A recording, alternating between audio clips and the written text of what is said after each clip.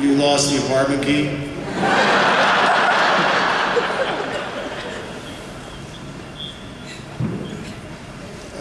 Yeah. Okay, we'll get into that later. Okay. Say goodbye, everybody.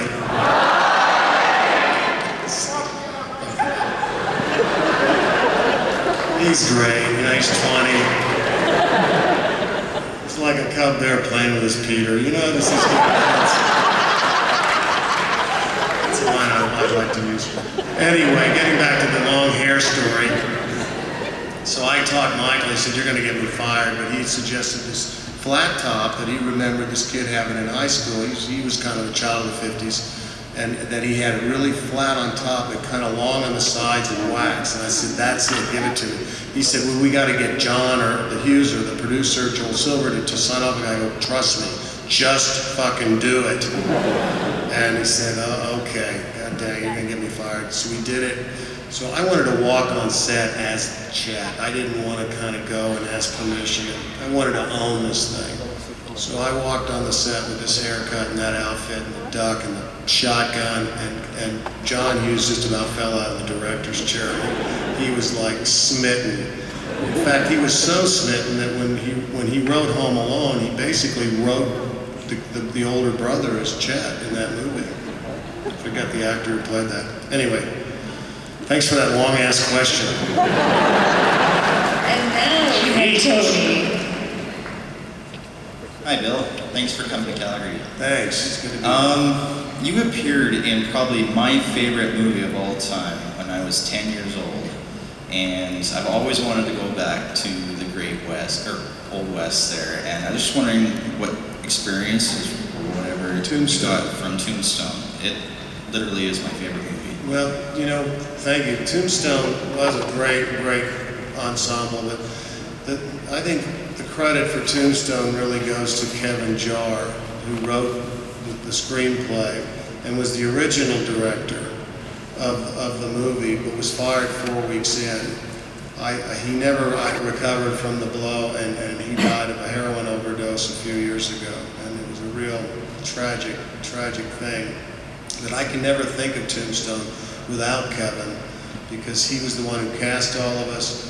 He had us all down to Tucson to work before in pre-production. We did all the table reads. He was very meticulous about every item of clothing and prop that we were going to use in the film. And he was a very elegant man himself. He almost felt like he was a guy from the 19th century. And the reason you like that movie so much, I think, is because of his work. All that stuff, all those expressions. I'm your huckleberry. It must be a beach of the hand. All that stuff. Skin that smoke wagon. All that stuff was stuff that he had found not only in his research. He did incredible research.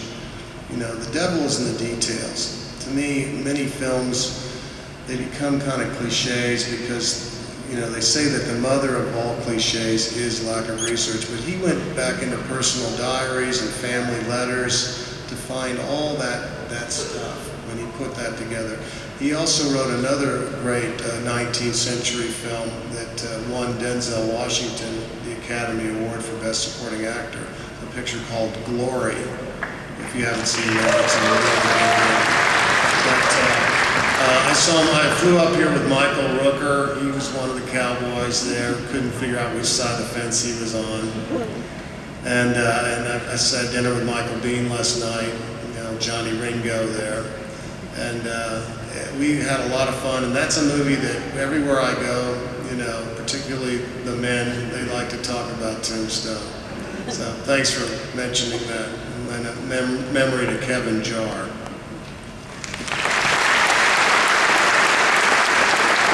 We've got about 10 minutes left, so just a few more questions. Chris, mic 2.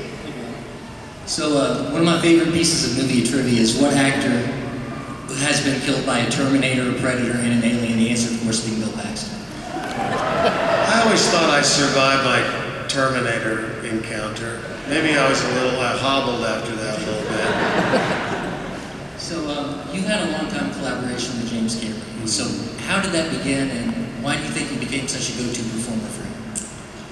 I was lucky, first of all, for sure, to meet Jim and to end up, having the bat phone ring and having him on the other line several times. But I met Jim in 1980 on a movie that was released. It was called The Quest when we made it. That's the same time I met Gail Ann Hurd, Steve Quayle, who's got a great movie coming out. It's kind of the heir apparent to Twister, called Into the Storm, which you guys are gonna love. He was there. We were all working for Roger Corman for, like a bag of coal a day. And, but it was a hell of an experience. Roger Corman being the only feature filmmaker who could hire non-union. So it was a great recruiting ground for filmmakers and a great education to all of us. I met Jim through a buddy of mine who's from Canada, an actor named Phil Granger, and Phil was working on the movie. They just started building the sets, and I was looking for a job. He said, "Hey, you got to come down and meet this guy Jim Cameron. He's, I can probably get you on the night crew." So I went down there, and so Phil introduced me to Jim, and Jim said, "Well, Phil told me you worked in the art department on some other Roger Corman films." I said, "Yeah." He said, "Well, can you start right away?" I said, "You mean right now?" He said, "Yeah, go paint that wall over there." And as we were working on these sets in the middle of the night, I started getting to know Jim, and he started opening up to me and telling me about some of his dreams and ambitions as a filmmaker, and particularly telling me how he was writing a movie about a cyborg from the future that was going to come back to the present to assassinate a woman who was going to give birth to a son who was going to lead a revolution against the machines. And I went, far out, Jim.